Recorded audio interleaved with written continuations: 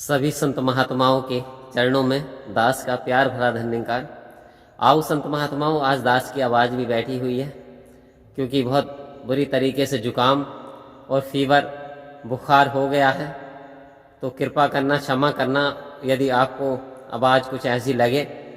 आओ संत महात्माओं, दास अरदास करता है, आप सभी संत महात्माओं से विनती करता है कि दास को आशीर्वाद दें कि दास जल्दी से जल्दी स्वस्थ हो जाए और दास की पुनः जो रियल वाली आवाज़ है वो वापस आ जाए।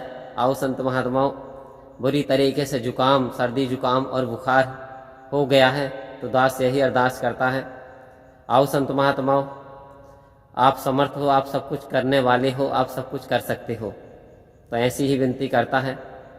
तो आओ संत महात्माओं, हमें करना है सत्य का सौदा, सच का सौदा, सच्चा व्यापार करना है। आओ संत महात्माओं, अब सत्य का सौदा सत्य से ही किया जा सकता है। अब सत्य क्या है?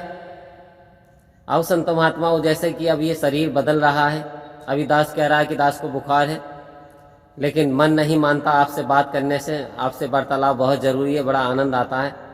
तो आओ संत महात्माओं, आखिर सत्य क्या है? सच का सौदा करना है। तो ये जो संसार है, ये जो प्रकृति है, ये परिवर्तनशील है और इस प्रकृति का एक अंश ये शरीर भी है, ये भी यानी इसमें भी परिवर्तन होता रहता है। आओ संत महात्माओं, तो फिर ना तो ये शरीर सत्य हुआ और ना फिर ये समय सत्य हुआ। जिस समय की यदि हम बात कर रहे हैं कि अब लगभग यानी 5 बज रहे हैं, दिन के यदि 5 बज रहे हैं तो मान लीजिए कुछ ही समय के बाद यानी रात्रि भी हो जाएगी और फिर समय भी बदल गया। अब यानी वो समय झुटला गया, यानी कह सकते हैं कि अब वो दिन नहीं है, अब रात हो चुकी है। तो आओ संत महात्माओं, 3 काल है सत्य तू मिथ्या है संसार। कह रहे हे परमपिता परमात्मा, आप तो 3 काल यानी वर्तमान में, भूत में, भविष्य में आप सत्य हो, लेकिन संसार मिथ्या है, परिवर्तनशील है और ये परिवर्तित हो जाता है। तो आओ संत महात्माओं, आखिर कौन परिवर्तन नहीं होता और सत्य क्या है? हमें सच का सौदा, सतगुरु कह रहे हैं कि तुझे तो सत्य का सौदा करना है।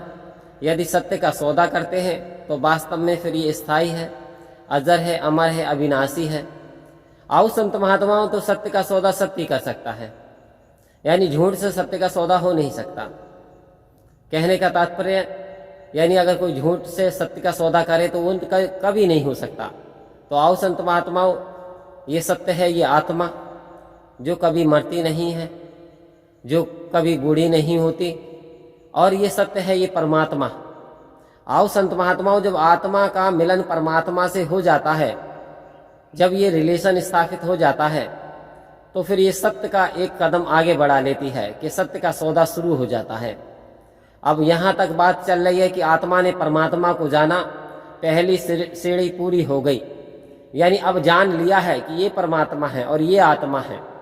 आओ संत महात्माओं, अब लेकिन अगर हम बात करें किसी टोकरी में फल बिक रहे हैं, यानी बनानाज हैं, केले बिक रहे हैं, और हमने बता दिया कि भाई साहब ये केले हैं, और उन केलों को हमने लिया नहीं, उन केलों को हमने खाया नहीं, सेवन नहीं किया उनका, तो फिर वास्तव में हमें कैसे पता चल पाएगा कि इसका स्वाद क्या है? किस तरीके से हमारी यानी भूख फिर मिट जाएगी? खाली वो तो केले हैं। आओ संत महात्माओं, कहने का मात्र सदगुरु इशारा दे रहे हैं कि आपने जान लिया, केवल जानकारी मात्र से ही आपका कल्याण होने वाला नहीं है, आपकी मुक्ति नहीं होने वाली। आओ संत महात्माओं, यदि जान लिया है तो फिर इसे आत्मसात करना पड़ेगा, यानी आत्मा और परमात्मा का मिलन करना पड़ेगा, एक रस होना पड़ेगा। आओ संत महात्माओं, एक मिश्री होती है और जब उस मिश्री को डाला जाता है जल के अंदर तो वो घुल जाती है, फिर उस मिश्री को हम निकालते हैं तो फिर वो मिश्री बाहर नहीं निकलती, अब तो एक मिक हो गई, मिल गई। आओ संत महात्माओं, सदगुरु इशारा दे रहे हैं। ठीक इसी प्रकार से हमें भी अपनी आत्मा में परमात्मा को बसा लेना है, और इस तरीके से जब मैं था तब हरि नहीं, अब हरि है मैं नहीं, सब अंधियारा मिट गया जब दीपक देखा माही। आओ संत महात्माओं, फिर बात वही कि अब तो मैं तो हूं ही नहीं, मेरे अंदर तो निरंकार बस गया है। तो आओ संत महात्माओं, कृपा करो, एक मिक ये आत्मा हो जाती है तो ये परम वास्तविक लक्ष्य को प्राप्त कर लेती है और सतगुरु की प्यारी हो जाती है।